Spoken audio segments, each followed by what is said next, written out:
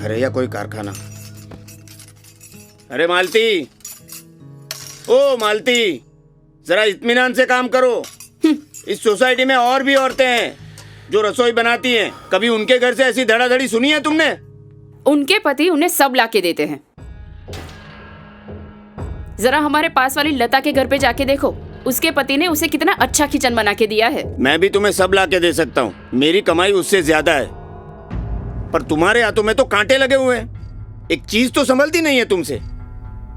जूते भी 6 महीने तक नहीं चला सकती तुम। मुझे पूरा दिन कुर्सी पे बैठ के काम करना नहीं पड़ता। सब्जी, तरकारी, आटा वगैरह लाने के लिए, बच्चों को स्कूल ले जाने के लिए, पहुंचाने के लिए, वापस लाने के लिए कितने चक्कर होते हैं तुम्हें पता होना चाहिए। और इतने में जूते नहीं, मेरी जात तक घिस जाती है। पता नहीं कौन से ब्राह्मण ने हमारी कुंडलियां मिलाई थी। उस वक्त वो भी नींद में होगा शायद। ब्राह्मण नहीं, मुझे लगता है ब्रह्मा नींद में होंगे तुझे बनाते वक्त, इसीलिए ऐसी मैन्युफैक्चरिंग डिफेक्ट आई है तुझमें। तुझे पता होना चाहिए किचन में काम करते वक्त कौन कौन सी चीजें लगती है, वो सारी चीजें साथ में रखो। तो मुझे सीख देने की जरूरत नहीं है। अगर तुम्हें लगता है कि तुम सब बंदर के व्यापारी हो तो कल से रसोई तुम संभालना और ऑफिस मैं जाऊं। तुम्हें ऑफिस जाने की जरूरत नहीं है, तू अपने घर जा। तंग आ गया हूं तेरी हरकतों से। अगर तुम्हें वो चाहिए तो वो भी होगा, मगर इतनी आसानी से मैं अपने मायके नहीं जाऊंगी। जिंदगी भर तुम्हें मेरी विदा याद रहे ऐसा थप्पड़ लगा के जाऊंगी, समझे? नहीं नहीं बेटा, ऐसा वैसा कुछ मत करना जिससे तुम्हारी और हमारी खानदानी पे कलंक लगे। इन्हीं की कमी थी। आ गई अपने बेटे की वकालत करने। आपको कभी अपने लड़के में कोई कमियां दिखती है? और अगर मैं चली गई तो इस घर का पूरा काम आपके जिम्मे आ जाएगा। यही चिंता है ना आपको? आप सब ने मुझे इस घर की रानी नहीं, नौकरानी बना के रखा। अब बेटा रहने दो माँ, ये नहीं सुधरेगी। सब पत्थर पे पानी है। चलता हूँ। अब मिहिर, अब मालती,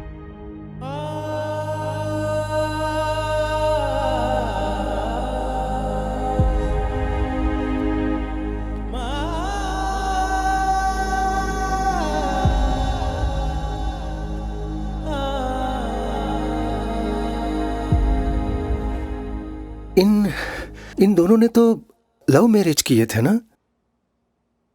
फिर भी इस घर में बार बार झगड़े क्यों? पता नहीं, शायद हमारे बच्चों के प्यार को किसी की नजर लग गई।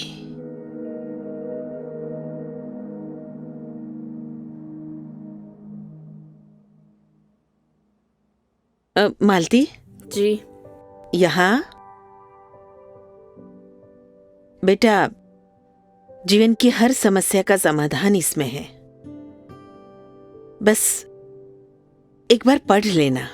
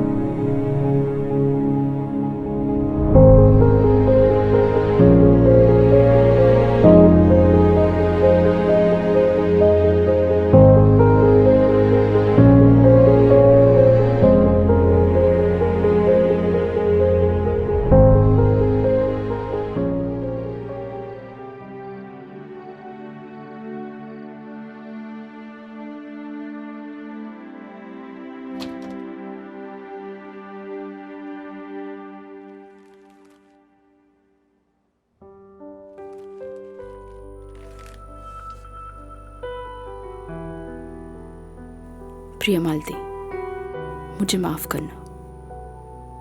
तू पराये घर से आई और फिर भी हम सबको अपना माना।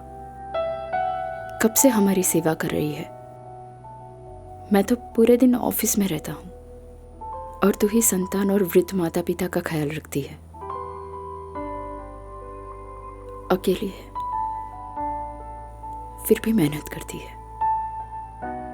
मैं तेरी भावनाओं को समझ नहीं पाया। हो सके तो मुझे माफ कर देना, तुम्हारा मिहिर।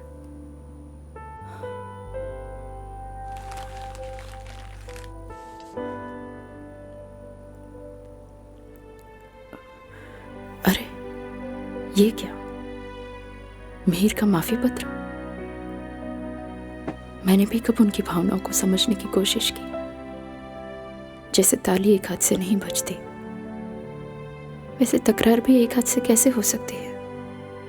जरूर मेरा भी कुछ ना कुछ कसूर तो रहा ही होगा ना।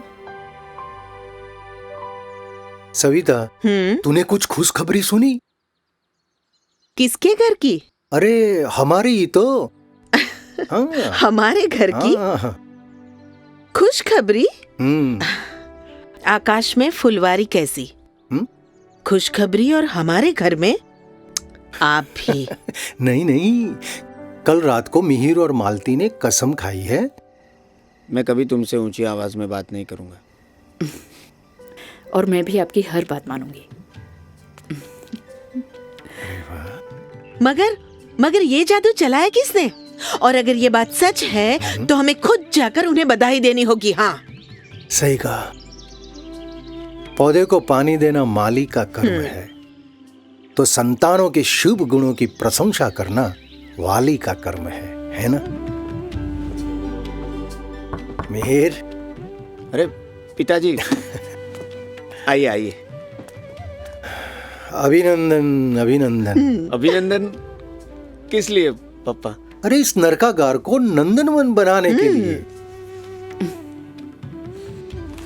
पापा, अगर अभिनंदन देना ही है तो इसे दीजिए, वचनामृत को। ये देखो, इस वचनामृत में भगवान स्वामीनारायण कहते हैं, जो बुद्धिमान है वो अपने अंदर के अवगुणों को तो जानता ही है, साथ ही वो दूसरों के गुणों को भी जानता है। ऐसी बुद्धि अगर थोड़ी भी हो तो वो मोक्ष के लिए बहुत काम आती है। मैंने वचनामृत में दी गई इस सीख का उपयोग करके मेरे अवगुण और मालती के गुणों को पहचानने का प्रयत्न किया। और जैसे चिंगारी से चिंगारी जलती है, उस प्रकार मैं भी उनके रास्ते पे चल दी। और आज नतीजा देखिए, हमारा हंसता खेलता खुशहाल परिवार। इस वचनामृत की समझ ने तो हमारे संसार का चित्र ही बदल दिया। वाह वचनामृत वाह। अपने दोषों और परिवारजनों के गुणों को अपनाइए, परिवार में शांति पाइए।